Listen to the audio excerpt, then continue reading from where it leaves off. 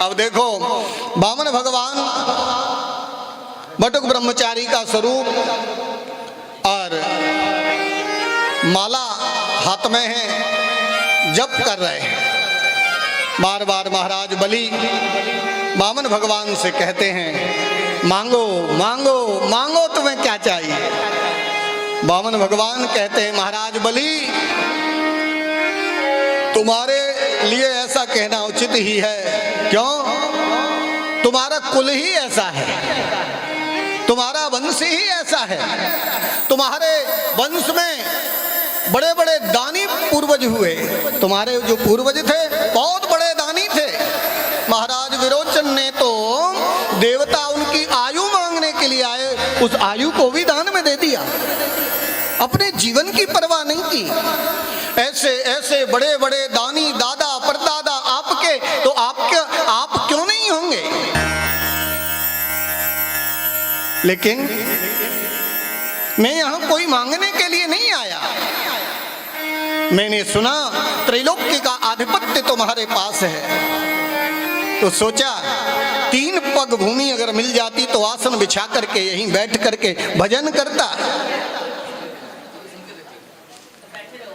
जब वामन भगवान ने ये कहा तो बलि राजा ने कहा, आपको पता है आप किसके सामने खड़े हैं? आप त्रैलोक्य के अधिपति के सामने खड़े हैं, स्वर्गाधिपति के सामने खड़े हैं। महाराज आपको जितना चाहिए, गांव चाहिए, नगर चाहिए, राज्य चाहिए, गाय चाहिए, सोना चांदी रत्न खजाने, मांग लो। आज सर्वस्व लुटाने के लिए तैयार है महाराज बलि। वामन भगवान ने कहा, महाराज बलि सोना चांदी हीरे जवाहरात हाथी घोड़े राज्य, इनसे मुझे क्या काम?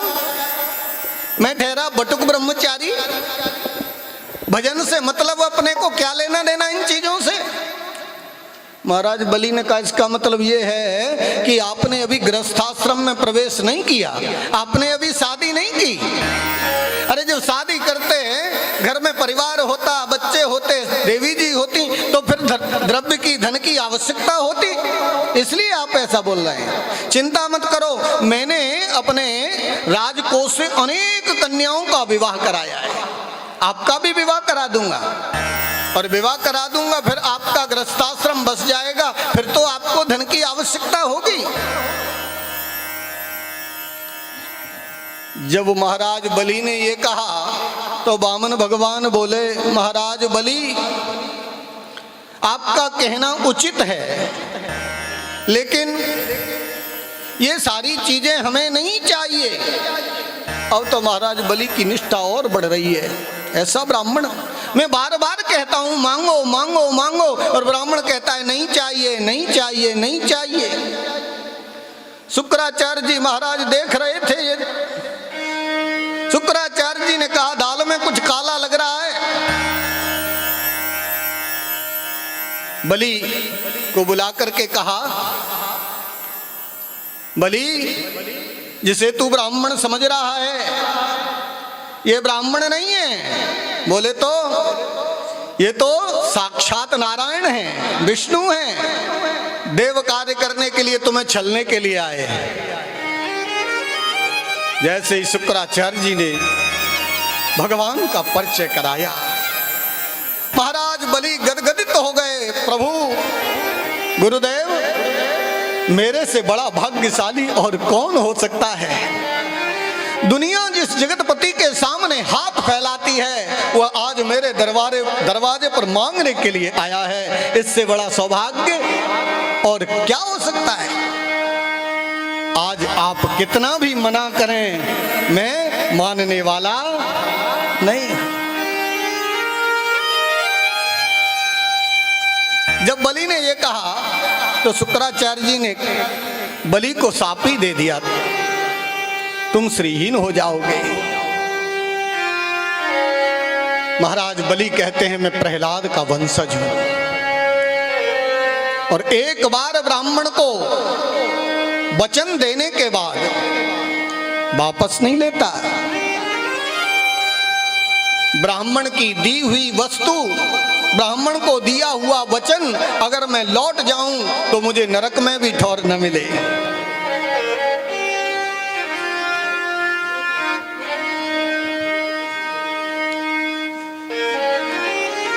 महाराज बलि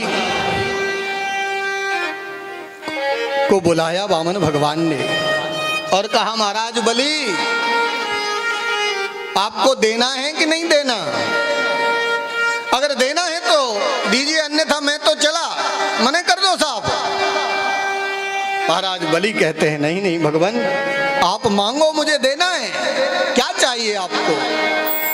वामन भगवान कहने लगे, महाराज बलि देना ही चाहते हो तो 3 पग भूमि मुझे दान कर दो, भूमि दान दो। महाराज बलि ने कहा, 3 पग भूमि भी कोई मांगने की चीज है क्या? नहीं नहीं, मुझे 3 पग भूमि से ज्यादा नहीं चाहिए। असुरों को बुलाया, बलि ने कहा, इनका आकार बड़ा होता है, इसलिए असुरों के पग से 3 पग भूमि दूंगा तो आराम से आप उस भूमि में बैठ सकोगे, भजन कर सकोगे। अरे आपका छोटा सा 52 अंगुल का शरीर, छोटे छोटे चरण, कितनी भूमि आएगी? वामन भगवान ने कहा, नहीं, सम्मितानि पदा मम, मुझे इन राक्षसों के चरणों से नपी हुई भूमि नहीं चाहिए। अगर देना चाहते हो तो मैं स्वयं अपने पैरों से 3 पग भूमि नापूंगा। बलि ने कहा, आप अगर नहीं मानते तो ठीक है, नाप लीजिए। वामन भगवान कहते हैं, वामन का बेटा हूं, ब्राह्मण हूं, बिना संकल्प के कोई दान नहीं लेता, संकल्प करो। और आप तो जानते ही हैं, संकल्प का अर्थ होता है पक्का रजिस्ट्रेशन। कोई भी दान करे तो संकल्प करके ही करना चाहिए।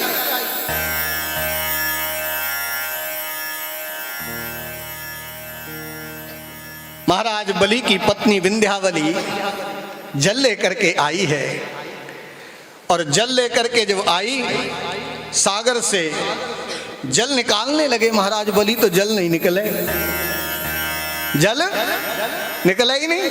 क्यों? गुरुजी से नहीं रहा जा रहा है। ये कर क्या रहा है चेला? लूटने के लिए आए, लुट जाएगा। बेचारे गुरुजी को बहुत चिंता होती है चेला की, क्या करें? तो टोंटी में, सागर की टोंटी में जाके बैठ गए। सागर की टोंटी में जाकर के बैठ गए। वामन भगवान ने कहा, मैं जानता हूं जल कैसे निकलता है सागर से। वो जो कुसा का आसन था, उसमें से कुसा निकाली और सागर की टोंटी में डाली। जैसे ही टोंटी में डाली ना, शुक्राचार्य की एक आंख ही बंद हो गई, एक दरवाजा ही बंद हो गया। माने भगवान कहना चाहते हैं, शुक्राचार्य जी तुम ज्ञानी हो और ज्ञानी होकर के दान देने के लिए मना करते हो। अरे जो कुछ है, जिसके पास है, वो मेरा ही तो है। और अगर कोई भक्त अपनी इच्छा से मुझे अर्पित करना चाहता है धन, तो तुम उसमें नाहक टांग क्यों अड़ाते हो? कोई तो सत्कार्य करना चाहता है, कोई देना चाहता है, और आप उससे मना करें देने से, तो आप अपराधी हो, पाप के भागी हो। आपको ऐसा नहीं करना चाहिए। शुक्राचार्य जी महाराज की एक ही आंख क्यों फूटी? भगवान यही कहना चाहते हैं, तुम ज्ञानी होकर के द्वैत भाव से दुनिया को देख रहे हो, एक भाव से देखो, सब में मैं ही हूं। और कभी भी सत्कार में टांग मत अड़ाना, कभी दान पुण्य के कार्य में मना मत करना। अरे सत्कार की, पुण्य कार्य की तो प्रेरणा भी जो देता है, वो दशांश पुण्य का भागी होता है। वामन भगवान ने जब शुक्राचार्य जी निकल गए, सागर से जल निकाला। जैसे ही जल निकाला, संकल्प हुआ। संकल्प हुआ, वामन रूप ब्राह्मण को 3 पग भूमि दान करने का। और संकल्प होने के बाद महाराज बलि वामन भगवान को प्रणाम करते हैं। और जैसे ही प्रणाम करते हैं, वो जो वामन अंगुल के बौना थे ना, वो विराट बनने लगे। चितिम पदैके न बलेर विचक्र में। भगवान विराट बन गए और भगवान ने एक चरण से, एक डग में ऊपर के जितने 7 लोग थे, भूर्भुवा स्व म जन तप सत्य, 7 लोकों को नाप लिया।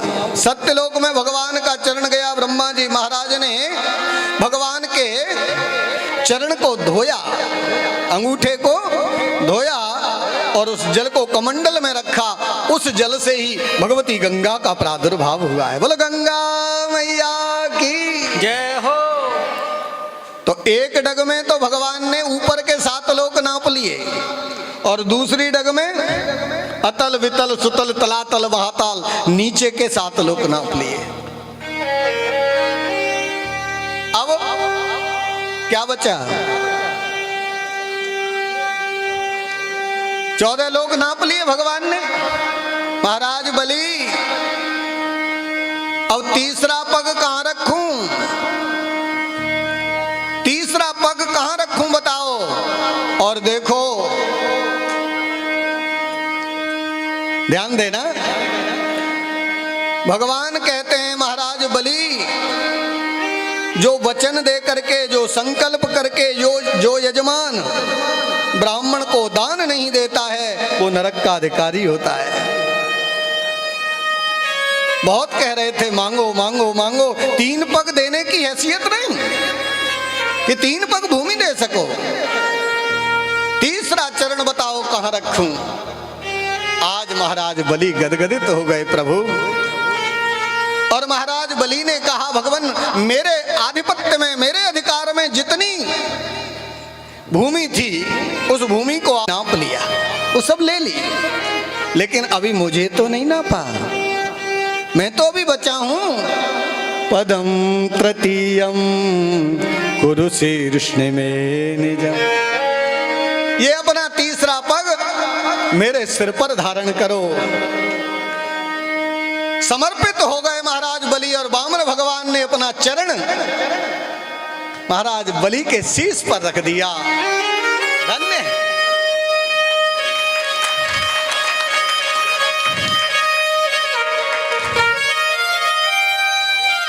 इस दृश्य को प्रहलाद जी ने देखा, गदगदित हो गए। जो कृपा लक्ष्मी पर नहीं हुई, जो कृपा शिव पर नहीं हुई, वह कृपा भगवान नारायण ने मेरे पोते पर की। मैं धन्य हूं।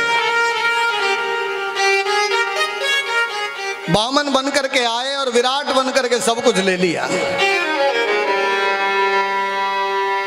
बलि राजा से, सर्वस्व दे दिया है बलि ने। तभी से शब्द प्रचलन में आ गया बलिदान। बलि जैसा दान किसी ने नहीं किया आज तक।